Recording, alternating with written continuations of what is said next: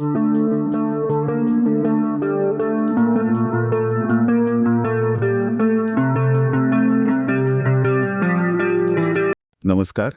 आज आपण काही लेख आणि नोट्समधून एका महत्त्वाच्या विषयावर बोलणार आहोत.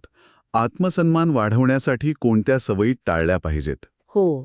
आणि या सगळ्या स्रोतांमध्ये एक गोष्ट स्पष्ट दिसते की सन्मान मागून नाही मिळत. बरोबर. तो आपल्या वागण्यातून, आपल्या निर्णयांमधून मिळवावा लागतो. अगदी. तर मग आज आपण अशा 5 सवयींवर लक्ष केंद्रित करूया, ज्या सोडल्या तर असं म्हटलंय की जगात आपली ओळखच बदलेल. हो ना. खरी ताकद ही म्हणजे दिसण्यात नसते, तर ती असण्यात असते.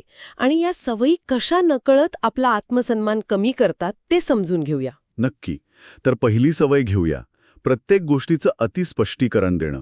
म्हणजे सारखं कारणं देत बसणं. हो. आणि हे खूप होतं. आपण काहीतरी करतो आणि मग इतरांना त्याचं समर्थन देत बसतो. आणि मग काय होतं की आपण समोरच्याला आपल्या क्षमतेवर प्रश्न विचारायची संधी देतो, नाही का? अगदी. विचार करा ना, एखादी आत्मविश्वासू व्यक्ती असं कोर्टात असल्यासारखं स्पष्टीकरण देत बसेल का? नाही देणार. समजा तुम्ही ठरवलं की सोशल मीडियापासून ब्रेक घ्यायचा. कोणी विचारलं का? तर फक्त मला तसं वाटलं किंवा मला गरज वाटली इतकं पुरेसं आहे. जास्त कारणं दिली की मग लोकांना चर्चा करायला, तुम्हाला आव्हान द्यायला वाव मिळतो.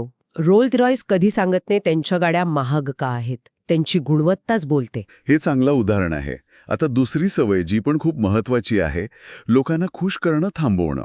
म्हणजे ते पीपल प्लीजिंग. हो. इतरांना काय वाटेल, ते नाराज होतील, या भीतीने आपण स्वतःच्या गरजा बाजूला ठेवतो. नकार द्यायला घाबरणं, सतत हो म्हणणं. आणि यात आपण स्वतःचाच अपेक्षा भंग करतो सगळ्यात जास्त. बरोबर. एक गोष्ट लक्षात घ्यायला हवी की जे लोक तुमचा खरा आदर करतात ते तुमच्याकडून सतत त्यागाची अपेक्षा नाही ठेवत. आणि जे ठेवतात ते तुमचा खरा आदर करतच नाहीत बहुतेकदा. स्वतःच्या ऊर्जेचा विचार करायला हवा.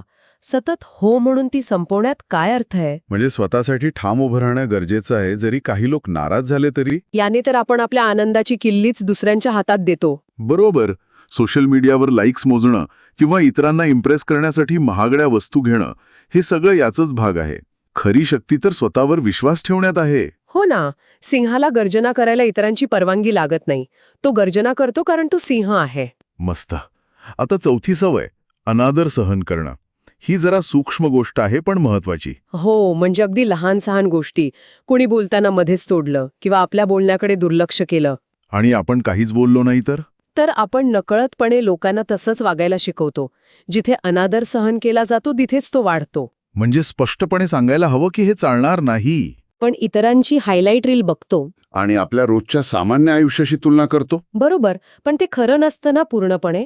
निसर्गात पण बघा, प्रत्येक गोष्ट आपापल्या वेळेनुसार फुलते. सूर्य चंद्राशी तुलना नाही करत. अगदी. दोघेही आपापल्या वेळी चमकतात. तुमची स्पर्धा फक्त कालच्या तुमच्या स्वतःशी आहे.